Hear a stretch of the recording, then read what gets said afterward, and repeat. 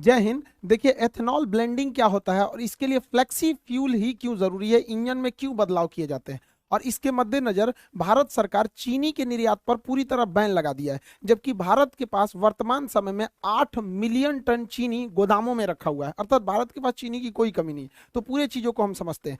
देखिए, ethanol blending मतलब क्या होता है। पेट्रोल में जब इथेनॉल मिला दिया जाता है, इथाइल अल्कोहल, तो उसे मिक्सचर ना बोल के ब्लेंडिंग बोला जाता है। ये फायदेमंद होता है, इससे थोड़ा सा पेट्रोल का पैसे बच जाते हैं। इसमें 85% जो होता है वो पेट्रोल होता है, 15% जो होता है इसमें इथेनॉल होता है। हालांकि भारत सरकार का टारगेट है कि 2025 तक इसे 20% इसमें एथेनॉल मिला देना है, और एथेनॉल मिलाने की क्रिया को एथेनॉल ब्लेंडिंग कहते हैं। ऐसा क्यों किया जा रहा है? क्योंकि भारत के पास बहुत ज्यादा ऑटोमोबाइल इंडस्ट्रीज है। हमारे पास दुनिया में 3rd नंबर पे हम लोग आते हैं ऑटोमोबाइल सेक्टर में। हमारे तरफ भारत में कई अलग अलग टाइप की व्हीकल्स बनते हैं, जिसमें 26 million vehicles per year Bharat में बनाए जाते हैं। इस 26 मिलियन व्हीकल में से लगभग 5 मिलियन व्हीकल्स हर साल 5 मिलियन व्हीकल्स हर साल हम लोग निर्यात कर देते हैं। तो हम लोग के पास जो 26 मिलियन जो बच रहा है यहाँ पे टोटल ओवरऑल, मतलब अगर भारत में देखेंगे तो लगभग 20 मिलियन गाड़ियां हर साल बन रही हैं, और उसमें जो फ्यूल पड़ रहा है वो पेट्रोल से आ रहा है। और पेट्रोल हमारे पास तो होता नहीं, हम लोग 80% पेट्रोल जो है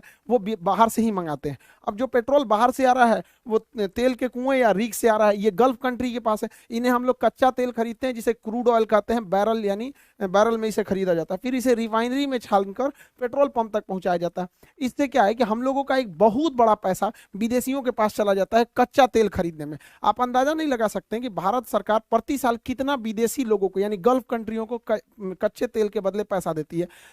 65 बिलियन डॉलर देती है। 65 बिलियन डॉलर कितना हो गया?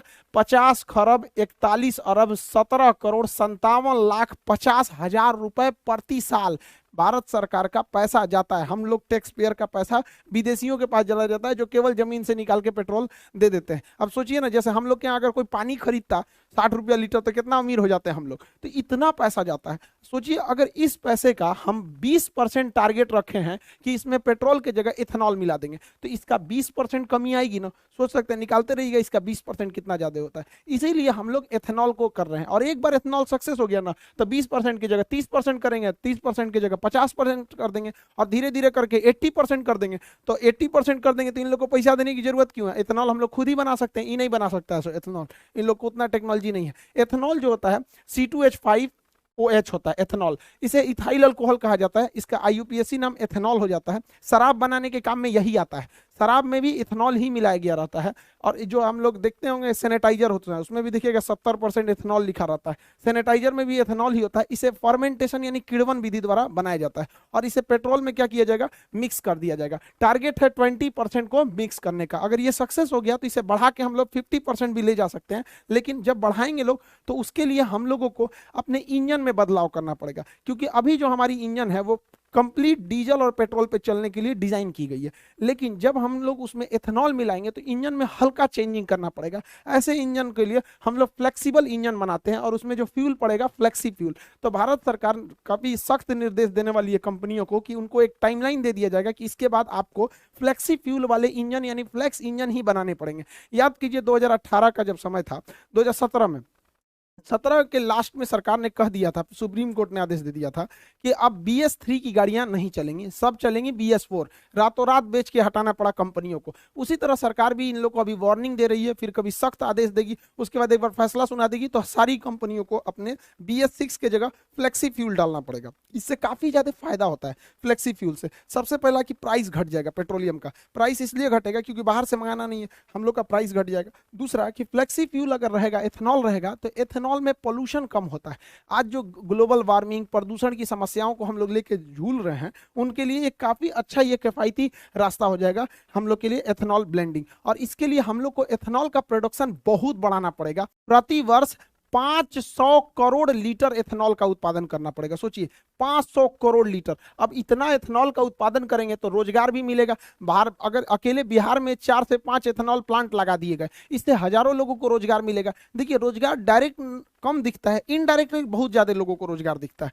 तो कहीं पे भी अगर देखिएगा किसी एरिया में अगर वहां 20 भी फैक्ट्री आ गई ना, 20 फैक्ट्री, तो कम से कम 10,000 लोगों को रोजगार मिल जाएगा। तो आप ये मत देखिए कि 500 करोड़ लीटर प्रति वर्ष, इससे डायरेक्टली इनडायरेक्टली बहुत लोगों को रोजगार रोजगार मिलेगा, क्योंकि उसका एक पूरी तरह सप्लाई चेन बन जाएगा। कैसे कि एथेनॉल बनता कैसे है, अनाज को सड़ाकर, यानी जो हम अनाज फेंकते हैं ना उसी को सड़ा के एथेनॉल बना लिया जाता है। तो एक तो वेस्ट बचेगा हम लोग के यहाँ, दूसरा इसे गन्ना से बनाया जा सकता है। चावल जो टूट जाता है बाजार में सस्ते दाम पर बिक जाता है, किसान का चावल टूट गया तो उसको खुद ही बन जाता है, तो उसी चावल को सड़ा के ये एथेनॉल बना लेता है। मक्का, मक्का जो है इसका कोई भाव नहीं मिलता है, 6 रुपए किलो किसान का मक्का सरकार को किसान बेचने के लिए मजबूर होता है, 6 रुपए किलो। अब उसको ना छुपाया कैसे जाता है, किसानों को बेवकूफ कैसे बनाया जाता है, तो सरकार कहती है हम 6 रुपया नहीं ना खरीद रहे हैं, हम 600 रुपया प्रति 100 kg यानी प्रति क्विंटल खरीद रहे हैं। अजब हाल है भैया, तो 1 रुपया 6 रुपया ना किलो पड़ा, तो किसान को 100 रुपया का भाव कौन सी बताता है, 1 किलो का बताओ ना, आम आदमी को भी समझ में आता कि तब ना लोग सवाल उठाएंगे कि किसानों का इतना दुर्दशा क्यों है। आप सोचिए, आप एक ठो मक्का खरीदिएगा ना, एक ठो ठेला पे से, तो 5 रुपया 10 रुपया का मिलेगा, और किसान से 1 किलो खरीद लिया जाता है, और बेचारा उसको कितना दिया, 6 रुपया किलो, मजबूर है। लेकिन जब इस मक्के का उपयोग किया जाएगा एथेनॉल बनाने में, तो किसान भी अपना बढ़िया दाम में बेचेगा यहाँ पर, क्योंकि इसका प्रोडक्शन होने लगेगा। जौ जौ कोई बोलता नहीं है जल्दी हमारे यहाँ, पराली जो जला दिया जाता है, धान की भूसी जो होती है या फिर जो पुआल होता है जला दिया, तो उसे सड़ा के इथेनॉल बना लिया जाएगा। अब इतना एथेनॉल बनेगा तो रोजगार भी मिलेगा, और हम लोग जो पेट्रोल खरीदते हैं उससे अच्छा हम किसानों से खरीदेंगे। जो पैसा आज हमारा फॉरेन रिजर्व गल्फ कंट्रियों को जाता है पेट्रोलियम के भुगतान करने के लिए, वो पैसा हमारे किसानों के यहाँ जाएगा, किसान आगे बढ़ेंगे, हमारे यहाँ उनके बाल बच्चे पढ़ेंगे, वो भी आगे बढ़ेंगे यहाँ पर, तो ये देश के लिए काफी अच्छा होगा।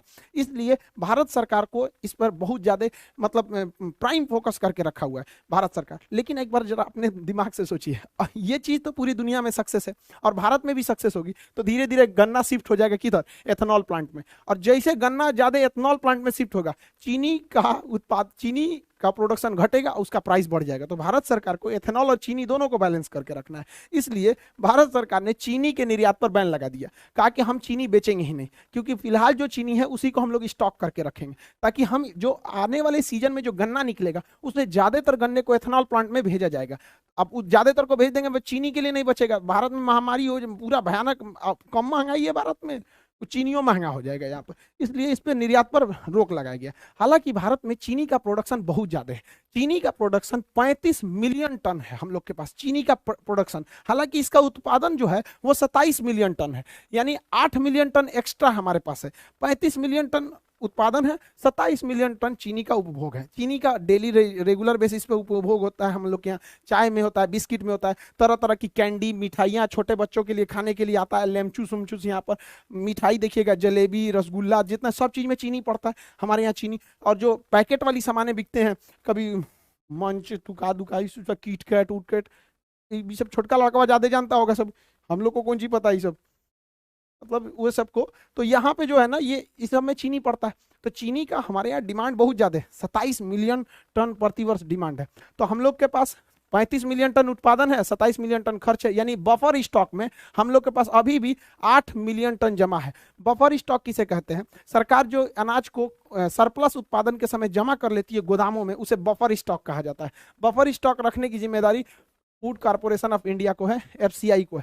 बड़े बड़े गोदाम होते हैं, इसी में रखा जाता है, छोटा मोटा नहीं, बड़ा सा गोदाम होता है, इसे ही कहा जाता है बफर स्टॉक। इसलिए भारत सरकार क्या की है, फ्यूचर प्लानिंग में बैलेंस न गड़बड़ाए महंगाई का और सप्लाई का, इसलिए इस पर बैन लगा दिया गया। अभी आप देखे होंगे चीनी पे बैन लगा दिया गया, गेहूं पे बैन लगा दिया गया, चावल पर बैन लगा दिया, क्योंकि टूटे हुए चावल से भी मेथनॉल बन जाता है। अभी तुर्की जो है गेहूं को वापस कर दिया, देखिए बहाना करके कि इसमें वायरस था। तो जरा अफगानिस्तान के लोगों के लिए वायरस नहीं है, आईएमएफ कह रहा है कि प्लीज गेहूं दे दीजिए, ये लोग को बहुत बड़ा दिमाग हुआ है। ये एक्चुअली देखिए क्या है कि तुर्की क्या देख रहा है कि वो रूस के करीब है। तुर्की जो है वो अमेरिका को बैलेंस करके चल रहा है यूएसए को चिढ़ाने के लिए, क्योंकि तुर्की जो है रूस से सटा हुआ है और रूस के पास गेहूं की कोई दिक्कत नहीं है, और रूस के इस एरिया में, चेचन्या वाले एरिया में आराम से ट्रक से गेहूं आ सकता है तुर्की में। तो ये देख रहा है कि इसी बहाने हम तुर्की देख रहा है रूस से व्यापार बढ़ा लेंगे और अपने आप को हीरो बनने के लिए भारत का गेहूं वापस कर दिया है। यही गलती किया था मलेशिया, यही गलती किया था इंडोनेशिया। पाम ऑयल को लेकर इनको घमंड हो गया था, पाम ऑयल को, आज इनका पाम ऑयल कोई खरीद ही नहीं रहा है यहाँ पर, तो ये लोग कह रहे हैं कि पाम ऑयल खरीद लो। देखिए इंटरनेशनल रिलेशन में ईगो नहीं दिखाना चाहिए इनको, ज्यादा ईगो इनको महंगा पड़ जाएगा वहां पे। मत लो गेहूं, कौन मार, हम लोग के यहाँ गोदाम का कमी है। तो आप ये समझ गए होंगे कि एथेनॉल ब्लेंडिंग क्या है, फ्लेक्सी फ्यूल क्या है और क्यों हम लोग इसको ज्यादा प्रमोट कर रहे हैं। ये अच्छा भी है, हमारे बचे हुए खाना या जो अनाज बर्बाद हो जाते हैं, अनाज टूट फूट जाते जाते हैं जैसे चावल वगैरह का दाना, तो उसे इजीली इसे दोबारा फर्मेंटेशन यानी किण्वन करके बनाया जा सकता है, जो काफी अच्छा भी है यहाँ पर। इससे देश को भी फायदा होगा, फॉरेन रिजर्व बचेगा।